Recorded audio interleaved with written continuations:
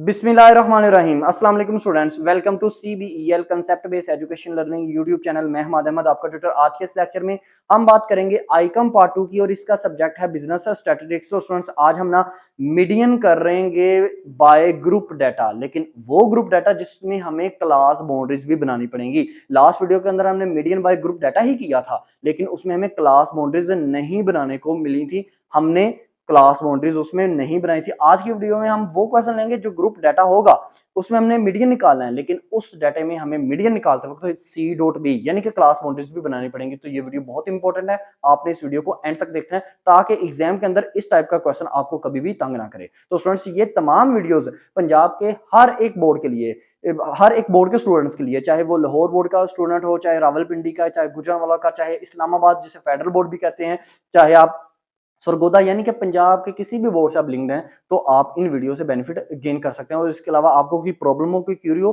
तो comment section के अंदर स्टूडेंट्स लाजमी पूछें, हम आपको आपके हर एक क्वेश्चन का आंसर जरूर करेंगे। इसके अलावा चैनल को सब्सक्राइब करें, वीडियोस को लाइक करें और इन वीडियोस को ज्यादा से ज्यादा अपने फ्रेंड्स में शेयर करें ताकि आपके साथ साथ उनका भी बेनिफिट हो। तो स्टूडेंट्स देखें हमारे पास क्वेश्चन क्या है। क्वेश्चन कहता है फाइंड मीडियन, हमें फाइंड मीडियन निकालने को ही बोल रहा है। लेकिन अब क्वेश्चन देखिएगा जरा क्या होता है। क्वेश्चन है आपके पास x की वैल्यूज है 1 to 5, 6 से 10, 11 से 15, 16 से 20 और 21 से 25। तो मींस इसका मतलब है आपके पास ये जो क्लासेस हैं ये सेम नहीं है, यानी कि पहली रो जो है वो एंड हो रही है 5 के ऊपर, लेकिन दूसरी रो 5 से स्टार्ट नहीं हो रही, 6 से स्टार्ट हो रही है। इसी तरह दूसरी रो एंड हो रही है 10 के ऊपर, तीसरी रो 10 के से स्टार्ट नहीं हो रही, 11 से स्टार्ट हो रही है। तीसरी रो एंड हो रही है 15 के ऊपर, लेकिन चौथी रो जो स्टार्ट नहीं हो रही वो स्टार्ट 16 के ऊपर स्टार्ट हो रही है, 15 पर स्टार्ट नहीं हो रही। चौथी रो एंड हो रही है 20 के ऊपर और पांचवी और लास्ट रो जो है वो स्टार्ट हो रही है 21 के ऊपर। तो इसका मतलब है ये अगर क्लासेस सेम ना हो तो आपने सी डॉट भी बनानी है, ठीक है ना। अब f की वैल्यूज आप मैंने वही रखी है ताकि मैं ज्यादातर यही स्टूडेंट्स कोशिश करता हूं कि वो क्वेश्चन लूं जो लास्ट टाइम आपने जिन फिगर्स को, जिन वैल्यूज के यूज करके आपने क्वेश्चन किया है, ताकि आप स्टूडेंट्स का एक कंसेप्ट बिल्ड हो, आप परेशान इसमें ना हो। तो f की वैल्यूज मेरे पास क्या है 2, 8, 6, 10 और 4, यही मेरे पास वही x की वैल्यूज है। तो मैंने सोल्यूशन पे आया, मैंने x के कॉलम्स को दोबारा से लिखा, मैंने लिखा 1 से 5, 6 से 10, 11 से 15, 16 से 20 और 21 से 25। इसी तरह f की वैल्यूज को दोबारा लिखा 2, 8, 6, 10 और 4। अब मुझे स्टूडेंट सी डॉट बी पहले बनाना पड़ेगा। अब अगर मैंने मीडियन के फार्मूले को हल करना है ना, तो फार्मूले को हल करने से पहले मुझे सी डॉट बनाना पड़ेगा। मैंने सी डॉट एफ पहले बनाया, आप सी डॉट एफ के ऊपर जरा फोकस करें। सी डॉट एफ आपको पता है जब मोड आपने बनाना है, तो मैंने आपको कहा था जब भी सी डॉट एफ बनाना है ना, तो आपके पास एक्स के कॉलम के अंदर जितनी भी रोज है ना, उसके अंदर उन रोज के अंदर पहले वाले हिस्से में से, पहले वाली वैल्यू में से 0.5 लेस कर रहे हैं और दूसरी वाली वैल्यू में 0.5 ऐड करते जाएं। ये हर रो में आपने ये काम करना है। यानी कि देखें आपके पास एक्स की पहली रो थी 1 to 5, तो 1 पहला डिजिट है यानी कि पहली वैल्यू है, इस रो में पहली वैल्यू है और दूसरी वैल्यू 5 है। तो पहले 1 में से 0.5 लेस करना है और 5 में 0.5 ऐड करना है, तो आपके पास आएगा 0.5 टू 5.5, ठीक है। इसी तरह x की दूसरी वाली वैल्यू थी 6 से 10, तो 6 में लेस करेंगे 0.5 और 10 में ऐड करेंगे, तो आपके पास वैल्यू क्या आएगी 5.5 से 10.5। आप देखें मैच होगी, पहली वाली वैल्यू जो एंड हो रही थी वो एंड हो रही थी 5.5 और दूसरी वाली जो वैल्यू है वो स्टार्ट होने लगी है 5.5 से। तो ये मैच करने का तरीका है, क्लासेस को बराबर करने का तरीका है। अब तीसरी रो देखें वो क्या है 11 to 15, 11 में 0.5 माइनस करें और 15 में 0.5 ऐड करें, तो आपके पास आएगा 10.5 से 15.5। अब दूसरी रो देखें वो एंड हो रही थी 10.5 और तीसरी रो स्टार्ट हो रही है 10.5 से, तो इसका मतलब हम बिल्कुल ठीक जा रहे हैं, ठीक है ना। अब फोर्थ रो क्या है फिर 16 to 20, तो 16 में माइनस करें 0.5 और 20 में ऐड कर दें 0.5, तो 16 में माइनस किया तो 15.5 और 20 से लेकर 20.5। अब थर्ड रो जो एंड हो रही थी वो एंड हो रही थी 15.5 से और फोर्थ रो जो है वो स्टार्ट हो रही है 15.5, तो इसका मतलब हम ठीक कर रहे हैं, ठीक है। अब फिफ्थ और आखिरी रो देखें वो है 21 से लेकर 25 तक, तो 21 में 0.5 लेस करें, 25 में 0.5 ऐड कर दें, तो आपके पास आ जाएगा 20.5 से 20 यानी कि 20 या 5 से लेकर 20.5 से लेकर 25.5। तो आप ये देखें फोर्थ रो जो है वो एंड हो रही है 20.5 से और फिफ्थ रो जो स्टार्ट हो रही है वो 20.5 से ही स्टार्ट हो रही है, तो इसका मतलब हम बिल्कुल ठीक कर रहे हैं अपना क्वेश्चन। अब देखें, अब फार्मूले के ऊपर जरा आते हैं दोबारा से। सी डॉट एफ अभी मत बनाइएगा, क्योंकि बोर्ड के ऊपर करना होता है, इसलिए मैं पहले ही सारा डाटा लिख लेता हूँ। आपने क्वेश्चन में अगर क्लासेस सेम नहीं है, सबसे पहले एक्स का कॉलम लिखें, फिर एफ का कॉलम लिखें, फिर सी डॉट बी बनाए, सी डॉट एफ बाद में बनाइएगा, पहले फार्मूले के ऊपर फोकस करें। अब फार्मूला हमारे पास क्या होता है?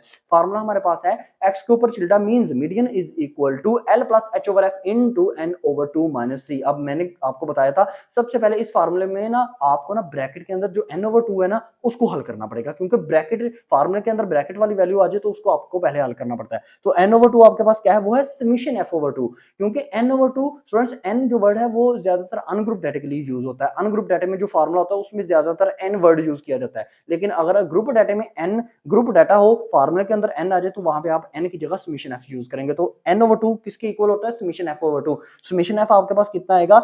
एफ के कॉलम को जरा समीशन करना है। 2 में 8 प्लस किया 10, 10 में 6 प्लस किया 16, 16 में 10 प्लस करेंगे 26, और 26 में 4 प्लस करेंगे तो आपके पास 30 आ जाएगा समीशन एफ। ठीक है ना? तो 30 को डिवाइड करें 2 के ऊपर तो 15 आपके पास क्या आ गया? N over 2। यानी कि ब्रैकेट के अंदर जो एन ओवर 2 है उसकी वैल्यू आपके पास 15 आ गई। अब आपने सी निकालना है।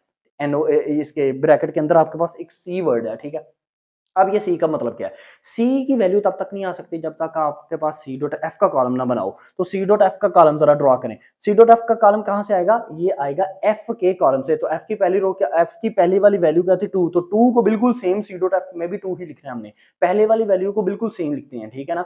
2 को मैंने सी डॉट एफ में पहली वाली वैल्यू आई 2, 2। अब ये 2 के बाद अब दूसरी वाली वैल्यू सी डॉट एफ में कैसे आएगी? इस 2 में ना एफ की दूसरी वैल्यू ऐड करें, वो है 8, 8 में 2 ऐड किया तो 10, सी डॉट एफ की दूसरी वाली वैल्यू आ गई 10। अब इस 10 में ना एफ की थर्ड वन वैल्यू ऐड करेंगे तो आपके पास सी डॉट एफ की भी थर्ड वन वैल्यू आ जाएगी। 10 में ऐड करें स्टूडेंट 6 तो आपके पास आता है 16। इस 16 में ऐड करें एफ की फोर्थ वन वैल्यू, वो है 10 तो 26, और 26 में ऐड कर दें स्टूडेंट्स आपने 4 तो 30। इस तरह आपकी सी डॉट एफ की वैल्यूज आ जाती हैं 2, फिर आपके पास आ जाती है 10, फिर 16, फिर 26 और फिर 30। अगर आप स्टूडेंट्स को ये ना पता चले कि सी डॉट एफ का कॉलम हमारा ठीक ड्रा हुआ, ठीक बना है कि नहीं, तो सी डॉट एफ का जो लास्ट वन वैल्यू होगी वो हमेशा समीशन एफ के इक्वल होगी। तो सी डॉट एफ की लास्ट वन वैल्यू क्या है? 30 है, और समीशन एफ भी हमारे पास 30 ही था, 30 ही था। तो इसका मतलब हमने सी डॉट एफ बिल्कुल ठीक बनाया है। अब आपने क्या फाइंड आउट करना था? आपने सी फाइंड आउट करना है। सी की वैल्यू क्या है जो इस फार्मूले मीडियन के फार्मूले के अंदर जो सी ब्रैकेट के अंदर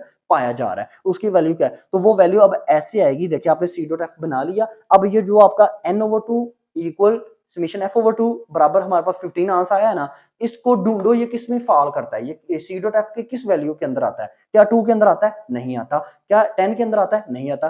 10 का मतलब ये होता है कि 10 या 10 से छोटी वाली वैल्यू। अब 16 में आता है? जी बिल्कुल आता है। 16 से छोटा है 15। तो क्या सर हमारा सी डॉट एफ 16 होगा?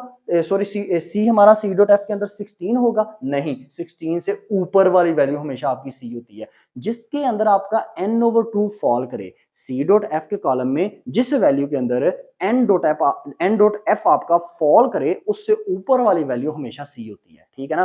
तो आपका सी क्या हुआ? वो 10 हुआ, क्योंकि 16 से ऊपर वाली वैल्यू क्या है? 10 है। अब आपने तीन वैल्यू ऐसी हैं जो आपने लेके आनी है। एन ओवर 2 आपका आ गया 15, सी आपका आ गया 10। अब आपको वैल्यूज चाहिए एल की, एच की और एफ की। अब एल आपके पास कितना आएगा? एल स्टूडेंट्स आपके पास आएगा जो आपका सी एन ओवर 2 15 था ना, वो किस में लाई किया था? सी डॉट एफ में 16 वन वैल्यू के अंदर। वो जरा काउंट करें वो कितनी नंबर वैल्यू थी? वो सी डॉट एफ की थर्ड नंबर वैल्यू थी। अब इसी तरह आपका जो एल होगा वो एक्स की थर्ड वन वैल्यू होगी। अब यहाँ पे आप एक्स कौन सा लोगे? यहाँ पे तो आपने क्लास बाउंड्री बनाई है, तो इसका मतलब है आप एक्स में से नहीं, एक्स की तीसरी वाली वैल्यू नहीं लोगे, आप सी डॉट बी की तीसरी वाली वैल्यू लोगे। यहाँ पर स्टूडेंट्स गलती करते हैं, वो क्या करते हैं, वो एक्स के अंदर जो कि एक्स आपका ठीक नहीं होता, जिसका आपने सी डॉट बी बनाया होता है, वो क्या करते हैं उसमें से एल और एच ढूंढना शुरू कर देते हैं। नहीं स्टूडेंट्स, जब आपने सी डॉट बी बनाया होगा तब एल और एच आपने सी डॉट बी के अंदर से ढूंढना है। तो सी डॉट बी की थर्ड वन वैल्यू देखो वो क्या है? वो है 10.5 से लेकर 15.5।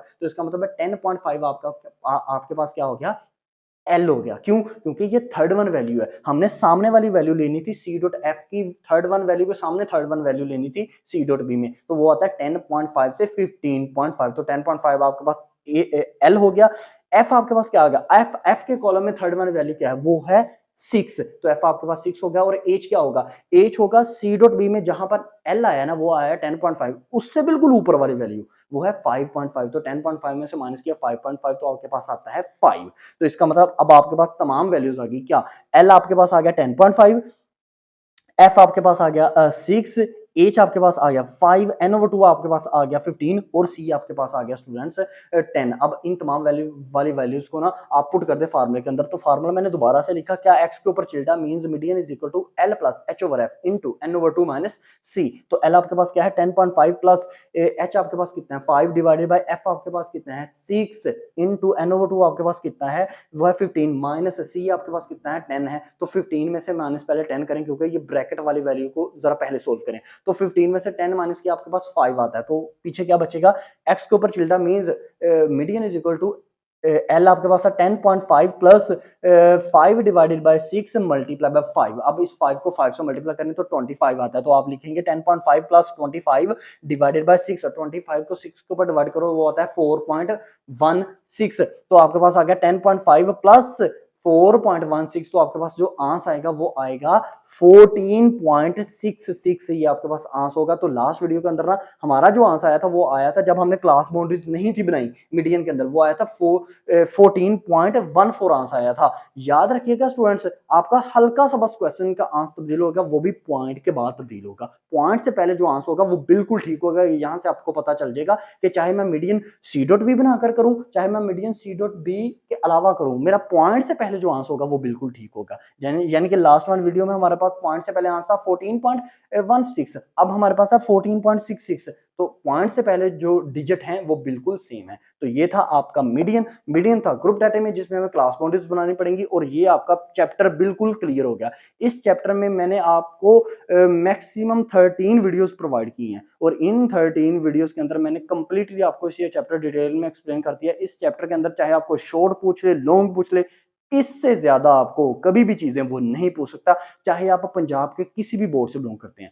मैं कोशिश करूंगा, बल्कि मैंने इस वीडियो की डिस्क्रिप्शन के अंदर जो मैंने 1 से लेकर जितनी भी मैंने वीडियोस इस चैप्टर की आपको प्रोवाइड की हैं तमाम के मैंने लिंक इस वीडियो के अंदर प्रोवाइड कर दिए हैं। तो आप स्टूडेंट्स जाएं विजिट करें, इंशाल्लाह ताला आपको बहुत ज्यादा बेनिफिट होगा। फिर भी आपको कोई प्रॉब्लम आई कोई क्यूरी आई तो कमेंट सेक्शन में लाजमी पूछिएगा। अब मैं वीडियो को पॉज कर देता हूं ताकि आप इसकी पिक ले सको। अब तक इतना ही, अपना ख्याल रखें, अपने इस यूट्यूब चैनल का भी।